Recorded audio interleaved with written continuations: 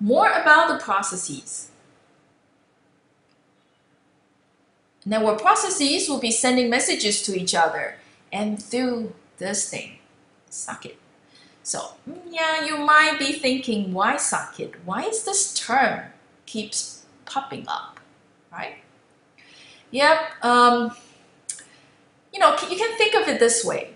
How do we call, you know, this thing, right? This is the eye socket. What does that mean?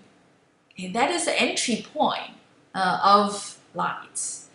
We have power socket. What is power socket for? It's where you plug in, right? The power plug.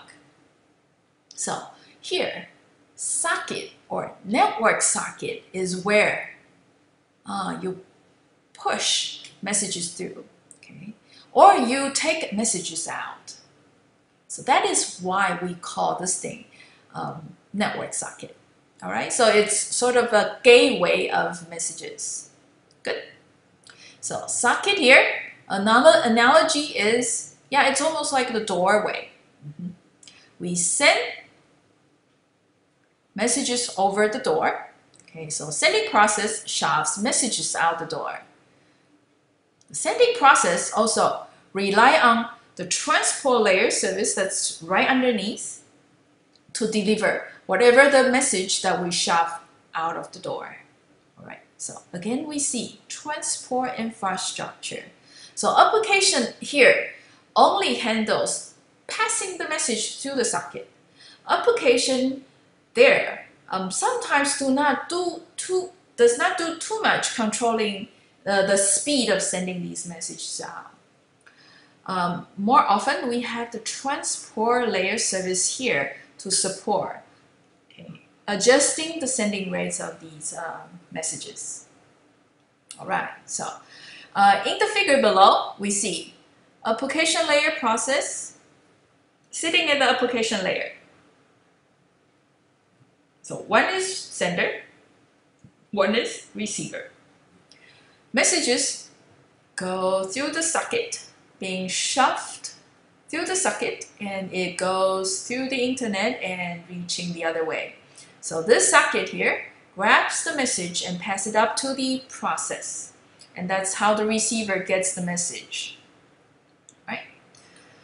For different languages, you see different APIs to do sending, receiving. In Golang, you will see that the very basic one is simply read, okay, for the receiver. The basic one for sending is simply write for the sender. There will be a lot more in the PA assignments. Now, the last point, the protocol stack from the physical layer all the way up to the transport layer. These are all controlled by the operating system. Once you have installed Windows, once you have installed Mac OS or Unix, Ubuntu or Linux, whichever you like, you've already installed the entire suite, okay, of the protocol up to the transport layer. Now, the application layer protocol, however, is controlled by the application developers. All right. So once you set up your laptop, nowadays it came with the web browser, IE or Safari. But IE and Safari, if you look at it, it's actually also a separate application. You can actually remove it, and still your operating system can still operate. So, World Wide Web, the protocol that's implemented in the web browser is controlled by the app developer. It comes with the app. Okay, so separation of the application layer protocol and the other protocols. Other protocols in the operating system. Application layer protocols are part of the apps that you're downloading. Now, to identify processes uniquely, now think this way. To receive a message, you need to really have an identifier so that the messages will go to the rightful process. There could be multiple processes running on a host.